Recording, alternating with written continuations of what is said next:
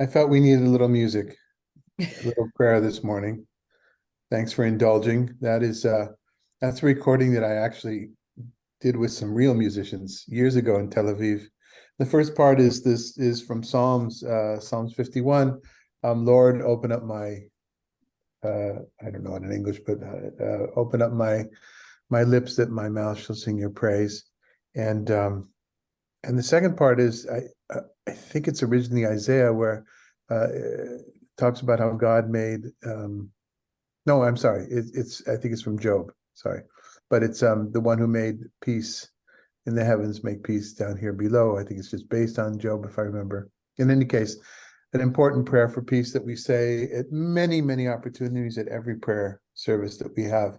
In other words, a number of times in any given morning, afternoon, or evening prayer. So our prayer as we begin today is Oseh Shalom Bimromav, may the one who has created the heavens filled with peace.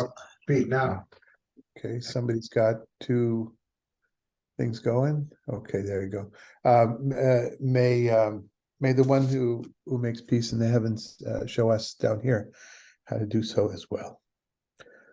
Okay, I see a few, at least one new face, I think. Frank, it's good. I'm not sure if you've been with us before, but it's good to have you with us. And Julie as well. Have you been with us before? Yes. Okay. I missed last week. Okay, great. So I'm sorry I don't have like a roster and we don't take roll. Please apologize. That little by little, I try to get to know each of you who are further away than some of who are just down the street from me. Busy times, not only the war, but it's Pride weekend in Palm Springs. Unlike the rest of the country or much of the country that does Pride in June, it is way too hot in Palm Springs to do Pride.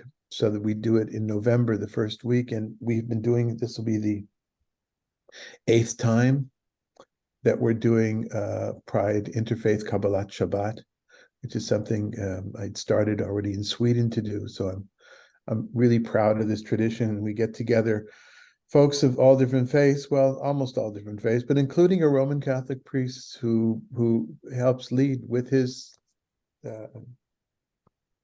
tallis. What's the tallis called? Stole, with his stole. Some of the clergy, they actually put on the whole thing. I'm sorry, I'm forgetting the words for everything right now. And we do it, it's a Jewish style prayer, but everybody has a speaking part, including a Buddhist priest and the mayor.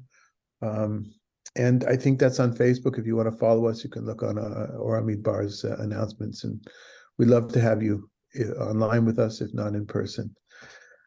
Okay, Steve, Stephen, any comments before we get going in this week's chapter?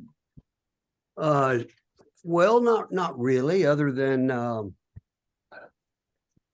just the feeling of being so off balance right now with all that's been happening, and the emotions continue to make this a raw time for folks in my community and different individuals that on one hand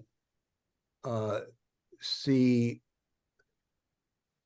this as an apocalypse, and that all Western civilization is being threatened. It's good versus evil on one extreme, and then on the other extreme, folks trying to show some nuance and feeling for of empathy and yet trying to hold the tension together. So having said all that, I wanted to mention I had a great lunch with a dear friend of mine, Jimmy Calhoun, who is here online, and he just finished a beautiful book called Border Dance, which seems timely, and it's a study in contrasts and conflict and how to resolve them. So Jimmy offers me and hopefully others a way to kind of stay grounded in this time and to rethink what it means to be in relationship with the other. And I don't know, Jimmy, if you wanted to say anything about that. I don't want to delay our time, because the other thing is that today's text is very beautiful and comforting, if you will. So I'm looking forward to that as well. Jimmy, a few words? All right, thanks, Steve, and hi, everybody. And it really is an honor and a pleasure to be part of this and to see you each week. And as to the book, what I'm trying to gently remind people is that most of the boundaries that we live by and live through are human creations. I mean, we created them, and there's, being that that's true, there might be a way that we can, if we're willing to cross some of the borders that are so divisive. And I don't pretend to have all the answers, but I do offer a few suggestions and like a historical overview of certain pivotal elements throughout history that you can look through the past to maybe get a better grasp of where the future is going. So that's about what Border Dance is about. And I use dance as a metaphor because dance by nature is a matter of give and take. And dance, one quote from the book says that dance communicates much better than words ever can. So thanks, Stephen, for the plug. And well, Jimmy's an old rock and roll star from the Bay Area in the 60s. And so he has literally played thousands of shows for people who dance. So he comes by it honestly. Yeah, all I can say is get ready. That's all I have to say. It's wonderful. I read the first part of the book so far. It's just written lovely. It flows. Thank you so much for that contribution. Okay, all right then. Yeah, so let's get into it then. Okay, chapter 43 for those that aren't using the sheet. And one thing I want to bring up right away is when we study these texts together, there is a tendency in Jewish circles to sometimes, okay, I'm being too self-conscious as a Jew right now, to sometimes kvetch too much, to complain a little bit too much. Look what they've done. They've stolen our text. Look what they've done. There's supersession in Judaism. There's nafs in nask in Islam, abrogation. There's everybody. They're we were there first, and it was Rabbi Mordechai Kaplan who really took on the topic of chosen people and how problematic, how challenging that is. And that was early 20th century, before the first half of the 20th century, and I think it's become even more acute. It has a lot to do with drawing borders and saying you're in and you're out. I'm in and you're out. And the chosen people concept really floats to the top here as well. And while there is something comforting about it, and I guess one way to look at it is if, Sasha and I have 5 daughters, and I can't believe somebody actually asked me once, who's your favorite daughter? I can't believe somebody even asked me that. And of course, it's like I said to them, it's like I understand the chosen people concept today. The Jews are chosen, the Methodists are chosen, the Buddhists are chosen, we're all chosen. We all have that special place. And I'm sure that's not original. That's what came to me. And I don't remember who it was, but what a stupid question. I shouldn't say that. There are no stupid questions. Yeah. Yes, Terry. You were unmuted. No, you were, then you muted. Okay. So I have to agree with that. We have 3 sons, and there's no way I'd say which one is my favorite, but just the title of this, All Will Be Well, for I Am the One. And that just the title of that was comforting to me before I started reading anything. And when I read this, of course it's, it was a Hebrew text originally, but I think it applies to everyone. That if God loves everyone, this applies to all of us. Okay. The other thing I'll lead with, and that brings me, Terry, get ready. You're going to read in just a second because you were the first one to make a comment. Is that the way we understand Nor Hamidbar in our prayer and our liturgy, when we have the name Yisrael, and I think I mentioned this before, we go back to that scene on the banks of the Yabok River when Jacob is coming back from his exile amongst his kin people with his flocks and everything, and he's already sent them across. He's about to meet up with Esau, his brother, who last he left off with him, wanted to kill him for stealing, for decent reasons perhaps, and then he has this encounter with the man, this mysterious man, which today we would understand perhaps his encounter with himself, others an angel, not stipulated, but he is renamed from Jacob, Yaakov, which means to hold on to the heel of his brother, which means to follow. It means kind of trickster. It's a trickster implication of being a trickster, to a new name called Yisrael, the one who has struggling with God. And what we like to say in Ora Midbar is that when we say Yisrael, we don't mean Jacob necessarily. We don't mean Yehudah. We don't mean the Jewish people. We mean all human beings who recognize, embrace, accept the ongoing challenges of life, whether it is with ourselves, with others, or with God, God's self. And so that would be a little bit in the background of my understanding going forward now. And so why don't you take it away, Terry? Okay. But now thus said God, who created you, O Jacob, who formed you, O Israel. Fear not, for I will redeem you. I have singled you out by name. You are mine. When you pass through water, I will be with you. Through streams, they shall not overwhelm you. When you walk through fire, you shall not be scorched. Through flame, it shall not burn you. For I, the Eternal, am your God, the Holy One of Israel, your Savior. I give Egypt as a ransom for you, Cush and Saba in exchange for you, because you are precious to me and honored, and I love you. I give people in exchange for you and nations in your stead. Fear not, for I am with you. I will bring your folk from the east, will gather you out of the west. I will say to the north, give back, and to the south, do not withhold. Bring my sons from afar and my daughters from the end of the earth, all who are linked to my name, whom I have created, formed, and made for my glory.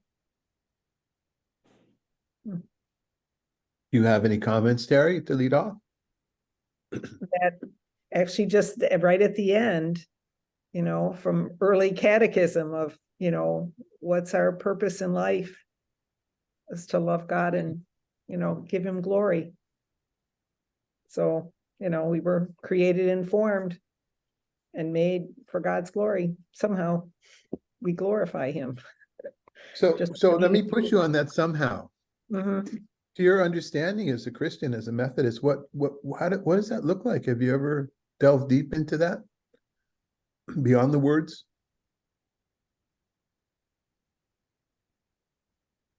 Well, not understanding the mind of God, it's very tricky, but there's something about it.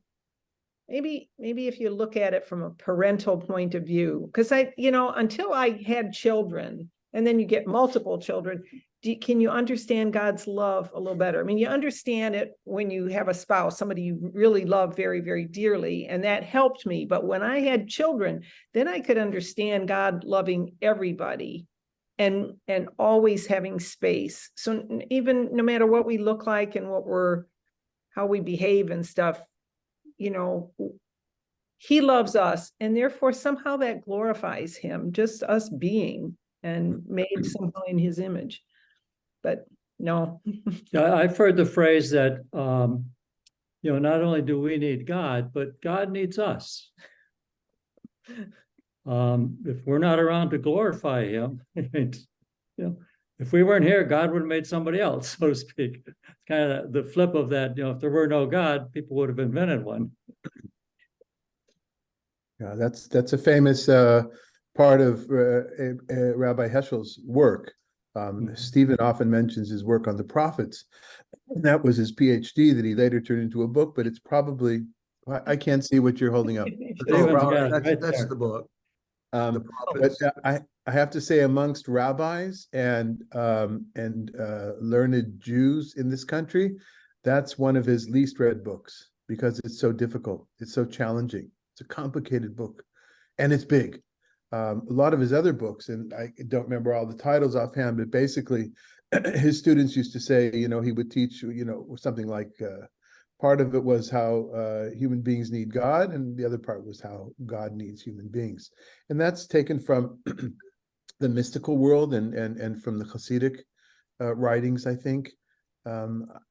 So yeah, that thought's out there, and I'm guessing it exists in Christianity as well. But one of the things that Heschel focuses on in the second part of that book is the pathos of God, that the biblical picture of God contrasted with, let's say, the Greek or more philosophical understanding of God as being. That contrast becomes very clear in this particular text, where the love of God, Psalm 139, there's nowhere you can go that I don't know where you are. The idea of Jesus talking about God knows the number of hairs on your head. There is something about this biblical picture of God that is very engaged and full of emotion and feeling, and not in an anthropomorphic way, as Heschel spends a lot of time trying to tease out, but in a powerful way that engages us in a relationship in a different sort of way. Others. I was just wondering where in the text, I guess in the second line in the Hebrew, Natati, Kipra, Mitzrayim, Cush, Uz, Seba, that I give you, here you translated in exchange. I wonder, but that's the same root as atonement, right? Did I give you as an atonement that I wonder what that, I thought about it. What does I give you as an atonement? It sounds very much like God giving his son, right? Jesus, that in Christianity, his son as an atonement. And I just wonder what it means that you give Egypt and Cush, and actually all those are African nations too, Cush and Seba as in exchange for you. What does that mean? Yeah, first of all, I hadn't thought of them per se as African nations. I just never thought of the geography, but of course, that's an important comment, Malka, that you're making from a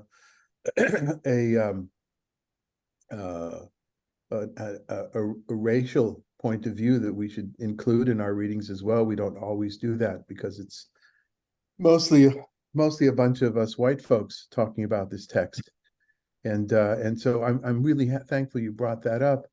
What was going on in the mind of the author? What was there? What is there anything in that as well? But whatever it is, it certainly is read in modern times in the United States with the tension of these hundreds of years. But I think the word kapara, as a covering. Yeah, well, an atonement. Cover as in I'll cover for you. Right. Right. Somebody's got to pay the price. That's the cosmic balance, and it comes from the same place that, as you'll know from the custom of before Yom Kippur, kaparot, the waving of the chicken around the head. But they say this chicken that's who's about to go to slaughter is instead of me. Zotia kaparati. This will be, and literally, over here, it's by transfer. It's the part of the sacrifices which some people interpret the putting of hands of the priest on the sacrifice, the transference of sin. Not everybody agrees that's it, but certainly that makes some sense to me. That this better, as it was put to me as a young vegetarian becoming Orthodox when I was 14, and the rabbi I was studying with says, "Listen, better the animal die than you." No, that was exactly how he put it with his New York accent. Better the animal die than you. Don't you agree? And so, of course, we weren't offering sacrifices in Terminus in those days, but I think that's it. And it is kind of interesting that it's not other nations. And why are these two nations? In order to find that out, Malka, and perhaps you've done that study, we'd have to look and see where else are these nations mentioned and in what contexts. Doesn't work. First of all, so we've got some first of all, in Second Isaiah, that would be the most pertinent, but then in general in biblical literature, especially since this is later, and we can look upon everything that came before that as as input. Yeah. I was just thinking that these three nations in Genesis 10, in the genealogy, the family of nations, that they're all under the scope of Canaan. That, or the African nations generally in that chart are all under Canaan. So I wondered if it has something to do with displacing the Canaanites. Yeah. I don't know, but why those as opposed to the others, right? There's so many others. Yeah. Right. Good questions, really important questions. Branching our study out in a slightly different direction, but in a really welcome way, I would say. And I just wonder, why do we need an atonement? Like, this is like in Christianity, they have Jesus as an atonement for the sins of humanity. Why does God require an atonement or a substitution? That's an easier question to answer, because we messed up. We goofed. We have a poor history of idol worship, of all these things that brought about the exile. This is God once again reminding us. And there's this back and forth, Stephen. I think you agree. There's this kind of, not a roller coaster, but this back and forth between comfort and accusation, And this is this kind of backhanded comfort, I would call this here, I think. You're special, and therefore somebody else is paying the price for you. That's horrible. It is problematic. Like Ezekiel says, the soul that sins, it shall die, right? Yeah. So, I mean, there's a corporal atonement, and then there's an individual atonement too. Yeah. So I was going to tease you by saying, so now you're looking for the harmony between all biblical books. You know that. Well, yeah. One way out of that would say one is for an individual, the other is for the nation itself. But I would just say different folks, different prophets with different theologies. Yeah. Someone else. Well, I've thought about the last of this, these verses, whom I've created, formed, and made for my glory. So I go forward into, what does that mean to glorify him? And every religion seems to think that means something a little different. And sometimes, to me, people's definition of glorifying God maybe creates the conflict that I see between Christians and other religious groups, because we have the Great Commission, and the apostles talk about the Great Commission in the New Testament, and our job is to go out and to bring people into the fold of Christianity. And that's what a lot of Christians in my family and my surrounding area think, that's the way you can glorify God most beautifully, probably. Well, I don't know. I don't agree with that evangelizing of thinking that that's our job, to go out and pull people into our way of thinking. And so that I wonder if that doesn't cause some of the conflict that we see. So much of the conflict that we see is that everybody having their own very strict ideas and opinions about glorifying God. What does that mean to each, religious sect? And is that why we bump heads so much? We don't agree with the way they glorify God. They don't agree with the way we do. That's what stuck out at me.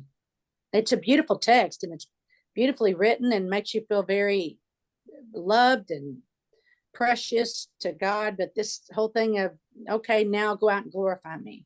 How do we all do that and get along? Don? Yes, I'm wondering if it's connected with creation, in a sense of we are made in God's image, and that we, in living our lives, express that same creative love in our lives and what we do. um, and in a sense that glorifies the God who created us, because we reflect God's character. Mhm. Well, that's a beautiful way to, you know, to express your glorification of God. But so many radical groups take this idea differently. You know, they look at it differently, I think. I mean, but there is, I would think, Julia, there is error in a lot of ways of thought too. I mean, what we're trying to do is find one that has a valid sense of commonality, Mm. to understand it in a deeper sense. Mhm. Harold? Yeah, the way I was, Julia, what you were saying reminded me of something that I like that from the Reconstructionist stream of Judaism, where they say, or my understanding of it is that by doing what are called deeds of loving kindness, you're bringing God into the world. And to me, that's glorifying God. Yeah. It's not to try to say, look, I really don't, thanks for trying to convert me to such and such, regardless of what the religion is, whether it's somebody's trying to convert me to Orthodox or ultra-Orthodox Judaism or to Christianity or to whatever, irrelevant, is that I don't see that as bringing somebody into my way of thinking isn't necessarily glorifying God, but doing deeds of loving kindness is. And I put my focus to that. Yeah. On yeah, that. Yeah. Yeah. Yeah. Yeah. Which is how my father behaved in his faith. And I watched that all my life. Yeah. That's a beautiful way to glorify God. And yeah, I agree. Actually, the rabbis say that that's one of the three things that the world stands upon. One of them is what, I'm sorry, I don't remember the thing just said about deeds of loving kindness, Gemilut Hasadim, that the world stands on three things, and that's one of them. Mm-hmm. Yeah. So that's a good point. Those are good points. Yeah. Following Dawn's, and not an answer to Julia, other than maybe just to Julia, I'd say I'm not always sure it's just the extremists that have chauvinistic tendencies. And what I wanted to say in my words before was that Jews have them as well in their own particular way, not liberal Jews, but traditional Orthodox Judaism that made way for progressive liberal forms of Judaism, that one of them being Reconstructionist Judaism, which grew out of the philosophy and theology of Rabbi Mordechai Kaplan, who I mentioned before. I'm not good. I don't write much, and I certainly wouldn't write theology, and I'm not an expert in the various streams of Jewish theology, let alone other religions.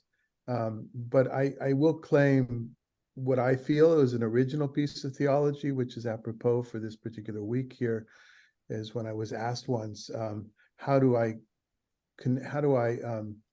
bridge the fact that traditional Judaism and traditional religions were intolerant of LGBTQ plus culture and being and recognition and embracing. And I said that if God created each and every human being in God's own image, and we want to see the honor, the glory of God, the word is kavod, which is also honor, the glory of God, that means we need to see each and every human being as they are, as they self-define themselves. That each and every human, and without looking towards queer culture, we're going to be missing part of God. And I'll claim that as at least in my mind, as probably my only original thought from a theological point of view. And who knows, I probably read it someplace else and forgot who I read. Yeah, thank you. Stephen, you want to weigh in on this fascinating, wonderful conversation?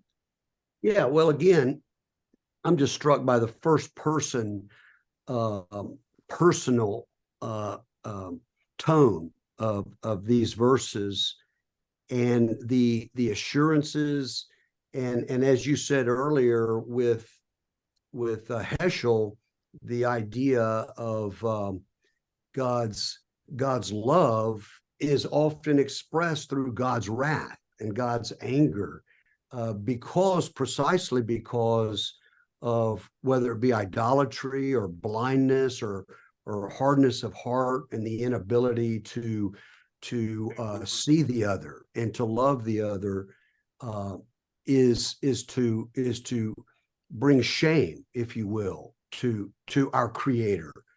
And to glorify our Creator is, as a friend of mine once put it, is to reflect back to God something of who God is. And also, I think that word glory is derived from a word from which we get reputation. And so in some ways, I like the idea of to glorify God is to give God a good reputation by who we are and how we are in right relationship with God, with each other, with our planet. And that's what kind of illuminates this love, if you will, through our own particularities. I just put a link to Heschel's, probably his most read, aside from the Sabbath, his most read book, I'm guessing, if you care to pursue it further. In preparing for today, of course, I couldn't read these words without echoing the existential threat that I and other Jews and other Israelis certainly feel at this moment. I give people in exchange for you. I will bring your folk from the east, will gather them from the west. I will say to the north, give back, to the south, do not withhold. Bring my children from afar. And so I'm not saying that every biblical verse that I read every week and teach has relevance, immediate relevance, but this seems to have it. And yeah. Okay. Yes, Don. I was going to say, some of the things that I've been reading lately is moving away from the concept of substitutionary atonement, and more of a participation in the life of Jesus for the Christian tradition, meaning the doing of things for the poor, feeding the hungry, the Beatitudes kind of approach, also the approach of suffering, not so much satisfying the wrath of God because of what happened in the garden, but actually emulating the life of Jesus on earth. So there is that movement away in the current day from that older type of biblical theology about substitutionary atonement. Thank you. Yeah, the topic for this afternoon at 3:30, for those of you that are in Palm Springs, is our second part, together with the Reverend Dan Klein, who's an Episcopal priest and wonderful young scholar of Bible as well, who I'm teaching this course with on texts that are in the Hebrew scripture that are central to Christianity and how we read them from both ways. And this is part 2 on original sin, which we took a look at in the biblical text last week, and we'll do more of the Christian sources today. There is, by and large, for those that don't know, from the Christian world, original sin is not a Jewish thing. It's there in the text. One could easily see how that would develop, but it was kind of, I don't know if it was pushed aside, but it was avoided. The rabbinic thought doesn't go there. Chose not to go there, and they had to make a choice. Somebody had to make that choice. I don't think it was a reaction to Christianity. I think it just, I don't, and maybe Christianity was a vacuum. I don't know exactly how that happened, but there is some ideas of original sin in Judaism, little known, but it happens to be a chapter in the book of my friend and teacher, Professor Shaw,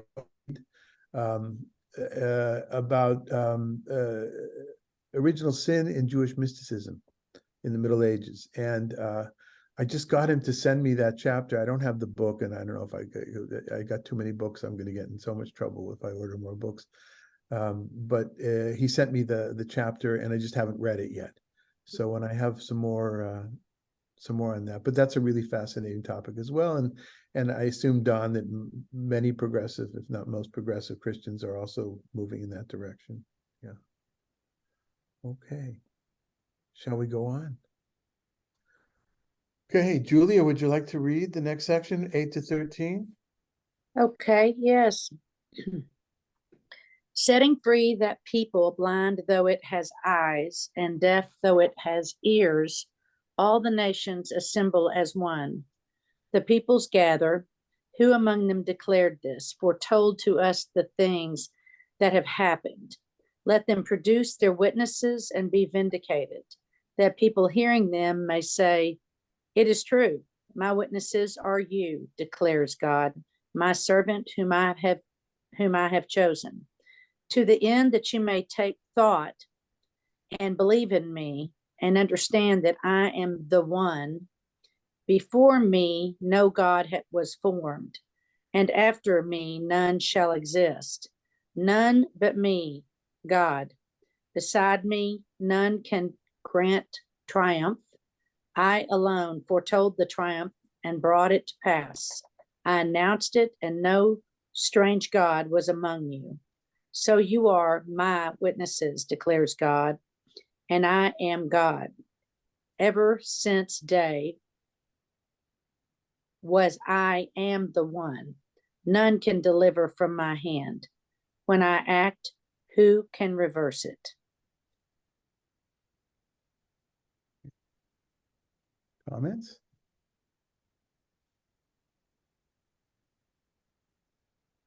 You know, my dear friend and mentor, Frank Richardson, who's on the call, he and I were discussing recently just that axial age, whether it be the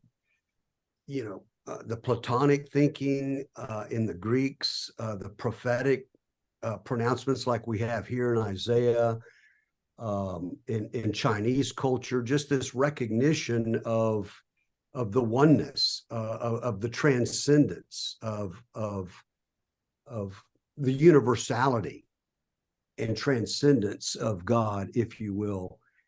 And that kind of moves us away from the tribal gods and the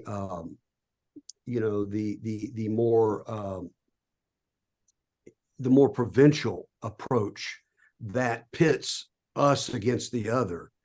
This seems to offer a fresh new insight on the stage of history that is kind of, it's very powerful, especially when you recognize this came up in this era, in this time of exile, back in the 500s, in before the Common Era. So anyway, I just think that this language here of "I am the one" reflects that movement on the stage of history. Mm-hmm. Don? Yeah, I get the impression that we're nailing down monotheism too. What are we nailing down? Monotheism. Oh, sorry. Sid? Yeah, I have a big problem with this.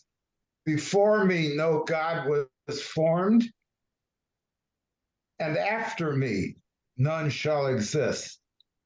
What is that all about? Sid, do you remember from Adon Olam? Hu Yes. haya, hu hoveh, hu yeh b'tifara. Right? He was, or God was, God is, and God will be.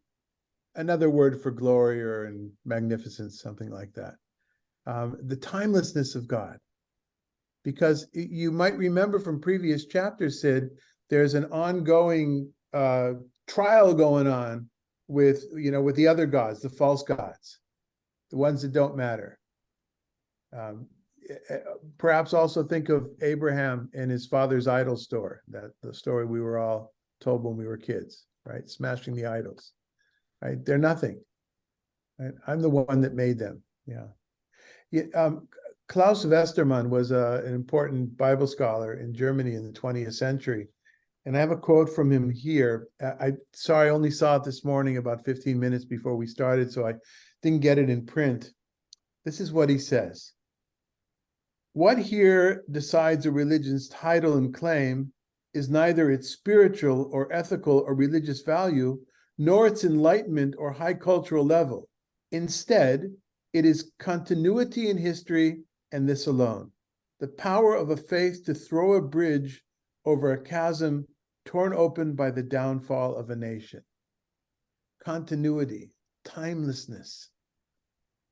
It's almost as if, for those that aren't familiar with traditional Jewish prayer, one of the centerpieces of the Shema, the section from Deuteronomy, Shema Yisrael Adonai Eloheinu Adonai Echad, and the legal literature, Jewish legal, the laws of the rules of how to pray, tell us, Sid, remember, how do you pray Echad? How do you do Echad?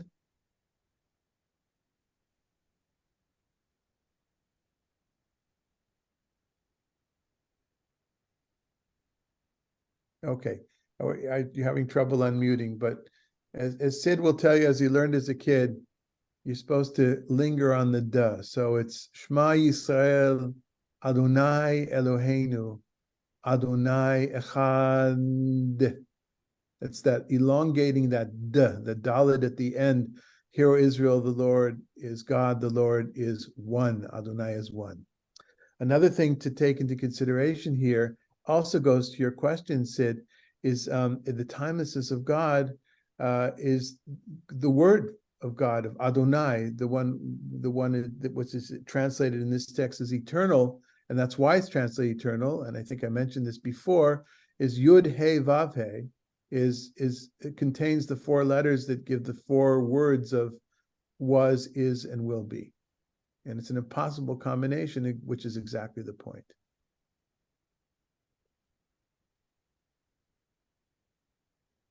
Others?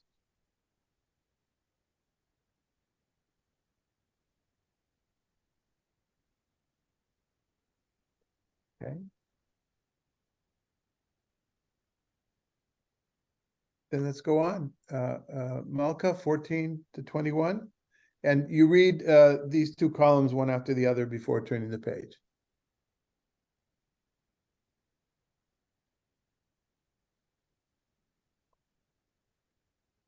Thus said God, your Redeemer, the Holy One of Israel. For your sake I send to Babylon. I will bring down all her bars, and the Chaldeans shall raise their voice in lamentation. I am your Holy One, God, your sovereign, the Creator of Israel. Thus said God, who made a road through the sea and a path through mighty waters, who destroyed chariots and horses and all the mighty hosts. They lay down to rise no more. They were extinguished, quenched like a wick. Do not recall what happened of old, or ponder what happened of yore. I am about to do something new. Even now it shall come to pass. Suddenly you shall perceive it, and I will make a road through the wilderness and rivers in the desert.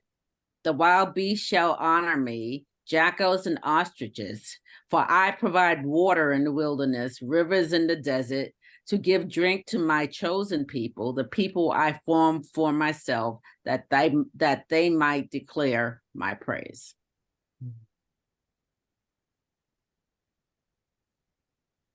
Comments? Yes, Don. More spectacular than the Exodus.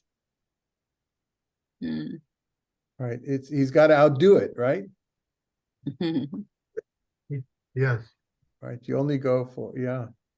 Yeah, we've had this motif before of the desert, of course, and the watering of, but and we seem to be repeating or cycling, maybe whipping up some of the motifs in the last few chapters. Mhm. I don't want to say frenzy, but it seems like it feels like there's more. If we were to read this from the beginning all the way through, that's how I feel, perhaps, that we were kind of swirling around here. I love the animal thing. There's a chapter in Job, right? I think it's in Job where it's a whole list of animals and what they do, and God, part of the God saying, you have no idea how these animals work. You know, I'm the one that, you know. And so I love this. There's also a book I have, a Sufi book from the Middle Ages. I have it someplace where it's all about the praise that the animals give to Hakadosh Baruch Hu, to the Holy One. Anything else? Yes, Harold. Well, this is not a comment about so much about the text, but it's just something very personal. When he says, and the Chaldeans shall raise their voice in lamentation. And I went, ouch. The reason being, years ago at the hospital, one of the x-ray techs I worked with was Chaldean. She wasn't from the city of Ur. She was from Detroit. And she and her family spoke Aramaic. So I feel in where I was living, there were a few, you know, Assyrians also, and I felt a strong kinship to those people. So anyway, but that, I mean, it's a and that's where we meet the word Chaldean in our society in the United States. But the Chaldean here is the ancient Babylonia, and the Assyrian that you're using in the context of the Eastern Church here, both Chaldean and Eastern Church, and correct me if I'm wrong about this, Stephen, are part of the Syriac tradition of the Eastern Orthodox churches.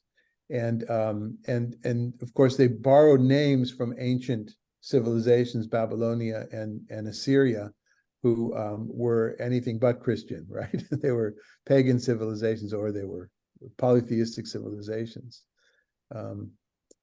Yeah. And yes, and today there are people that do speak, especially in Kurdistan.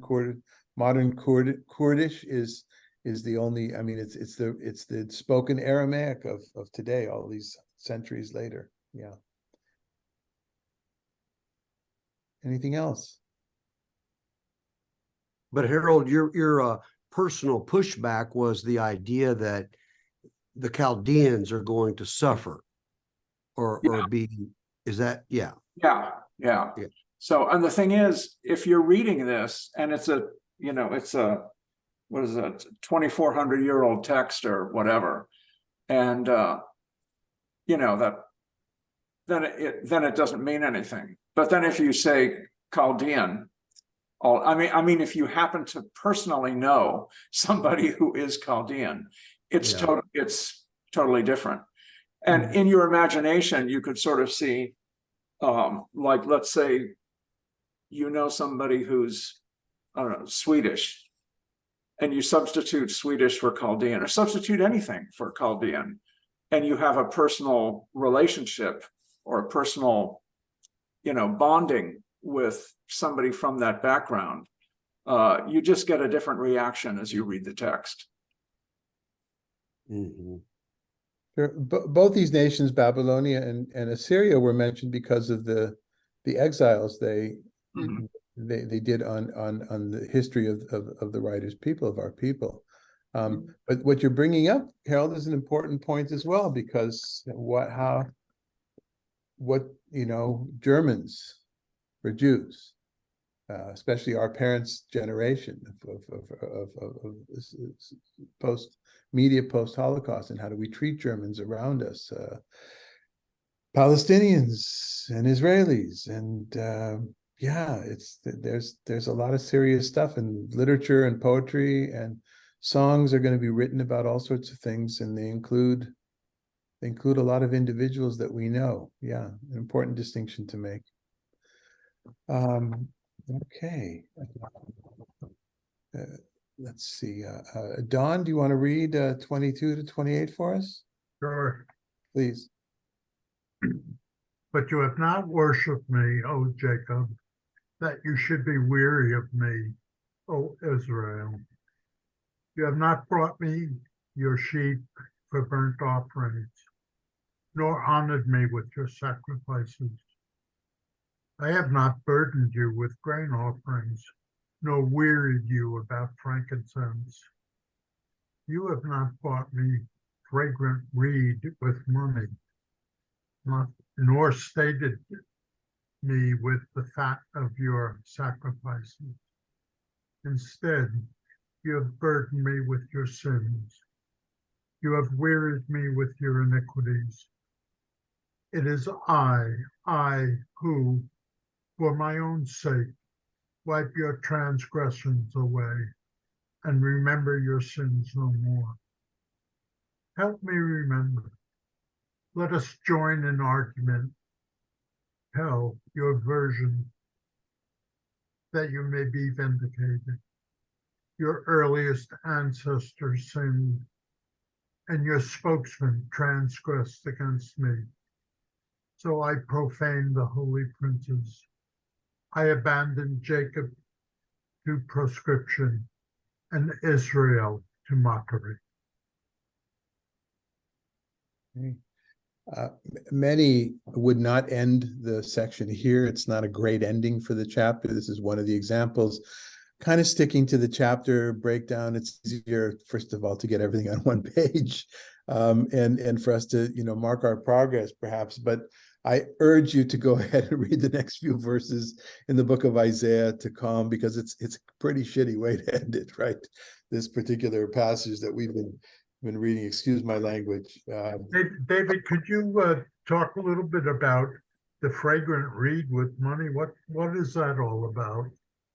All these have to do lo kaniti li bekesef kaneh. First of all, there's a play on words there. Lo kaniti, that I did not acquire for myself with money. Kesef kaneh kaniti, I didn't acquire myself with money. So there's alliteration there, a word play going on in the Hebrew. But these are all parts of the sins that come up, those that Stephen has talked about before, and in the Deuteronomic way of looking at history. This is how we messed up. How the people messed up was by doing all these kinds of things that are connected with the sacrifices. And you did them, says God to the people of Israel, you did them for others and not with me. Now, this is not like the prophets that say, I don't care about your sacrifice. I just want you to be menschlach to each other. This is a different school of prophecy, right? This is very much about that. And I'll let Stephen expand upon that. He seems to be in the midst of writing about that kind of stuff right now, together with I think it's together with, is that together with Yeah, I think Frank? Oh. Yeah. So I do think it's kind of a fascinating that they bring this in after what preceded it. It's kind of reminiscent of first Isaiah, right? 200 years earlier, when Assyria is just about to take the northern kingdoms into exile, or actually conquer them and take them away forever. And the theme is always, I don't care about your sacrifices. I want you to love the orphan and the widow and take care of each other. And you think by all your religiosity, you can cover that up. And here he revisits that, as you said, but it's like, now you're not honoring me. And it's an inside out approach to the value of these sacrifices, these offerings, as a way to honor and stay connected and be attentive, I think. And yet then again, I'm wiping your transgressions away. So throughout Isaiah, you just have this interthreading, this symphonic thread that takes us in and out of this blindness, the forgetfulness, and then the restoration and the reaffirmation and the reconnecting. So this doesn't offend me as much as it just helps me stay in touch with these themes that are interwoven.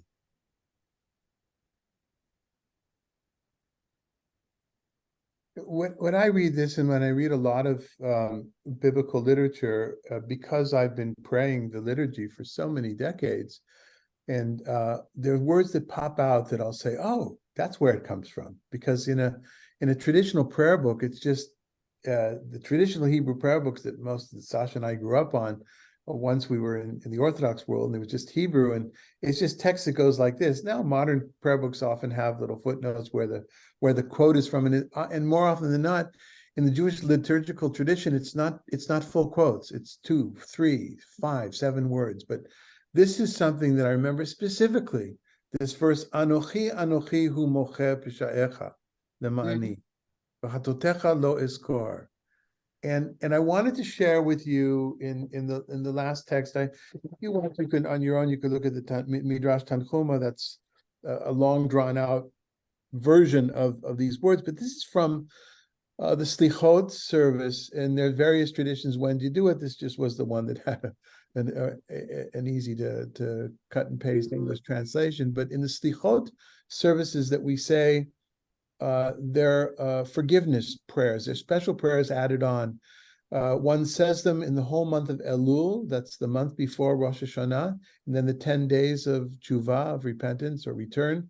So from the beginning of the month of Elul all the way to the end of, and including Yom Kippur, but not including the days of Rosh Hashanah, the 2 days of Rosh Hashanah, one adds these slichot to the service on fast days.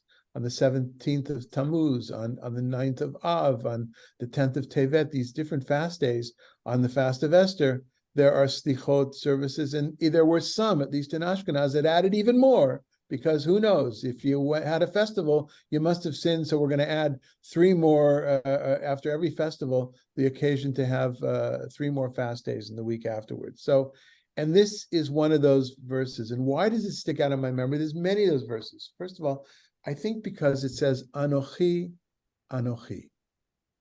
God says, I emphasize it. Just strikes me. It's almost as if God speaking to the people of Israel, and this is total subjective midrash of my part right now. God says to the people of Israel, dude, look at me. It's this piercing kind of thing. I'm going to erase it for my sake. I'm going to let you off the hook, but you need to know it's me. It's not those other gods, little g gods. It's not your own powers. It's me. It's the meanness of the one. Not really a word, meanness, but I hope you understand what I'm saying.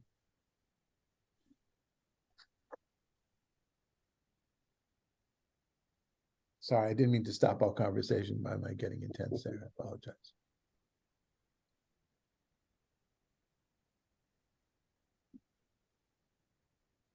Parting ideas or comments or questions? I think it's an intense section. Because of God speaking and because of what God says. And I'm glad you said about continuing on to reading, because in 44, it finishes up with my servant Israel, whom I have chosen. So there is a strong relationship between God and people in that section. Right. So we'll treat it as a cliffhanger, I think you call it, right? A cliffhanger? Yeah. To be continued. So I wish us all to feel the I-ness, the meanness of God, MENESS, right? And the presence up close, and that when we begin to forget about it, for those of us that have that kind of relationship with God, and I realize that there's so many different kinds of relationships here on the screen, that we are pulled back, our direction is pulled back as if we're being shook and says, hey, hello, I'm right here, right in front of you. All right, folks. Be well. God bless you. Rabbi? Yes. Can you stay on for 1 second right after, or do you have something you have to do? Of course. No, I can stay on for a little bit. I'll look for that thing and put in the chat box right now, so we'll have that done. Just a second.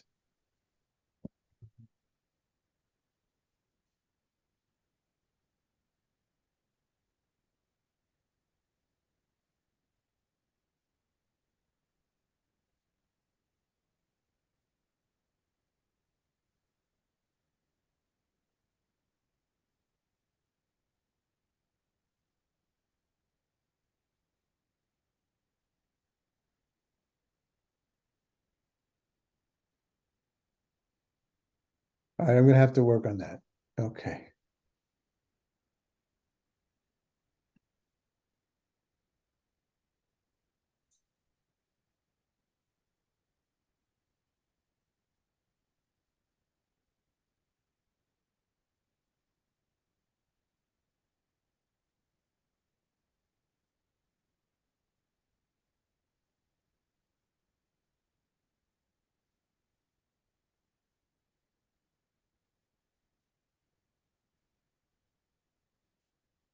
Okay. Sorry. They could have stayed on. I was going to ask a question about Oh, what you okay. I didn't go know. I had to over. I didn't realize remove it was. them because they just. Oh, okay. Because That's all right. I just really appreciate your, especially when we get to Midrash or we get to Talmud. And when you don't, I know that's usually at the end, which it should be, but could you go over that section with me on Sure. Midrash Tanhuma that you didn't talk about? All right. So all the 7 days that Moshe was occupied with the tabernacle, right? He was sprinkling the blood and incinerating the fats, the chalev. Kadosh Baruch Hu said to him, "What do you think? What do you think? Call to your brother so that he will do it from now on." And hence it is written, Moshe called to Aaron and to his sons and to the elders of Israel, so as to aggrandize him, to make him important in front of the elders. HaKadosh Baruch Hu said to him, "Call the elders and appoint him in front of them, that they do not say he became a high priest on his own." Now it goes on to the next thing. So take for yourself a young calf in the text. And why didn't he say a bull? Why a calf instead of a bull? But rather, the priesthood was made doubtful in your hand with a calf. Right? Why a calf? Because you messed up. So too is it established in your hand with a calf. And also offer a calf, as it is stated, and to the children of Israel speak, saying, take a male goat for a sin offering, and a calf and a lamb that are a year old, so that they would know that they underwent atonement for the event of the calf, the golden calf. Now comes the part that's important. So that's a back and forth, which is not really material to our issue of the authority of Moses and Aaron and Moses and the splitting. Now, and so HaKadosh Baruch Hu says, in this world, they underwent atonement with a sacrifice. And the world to come, I will pardon your transgressions without a sacrifice.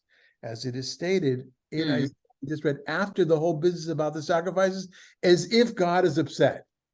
Ke'ilu, right? As if it bothers God, I am the one that wipes away your transgressions for my sake. Not with the sacrifices, not with the calf. Not, in other words, it's Chazal or whoever this tradition comes from understands that there's a tension, because we, on one hand, we have all these sacrifices, all these offerings, but on the other hand, somebody always wants to say, but that's not real. That's what doesn't do it. That's magic, right? That's what the others believe. God can do whatever God wants, with or without a sacrifice. To me, that's I brought this here. Will the korbanot then just practice for the real thing?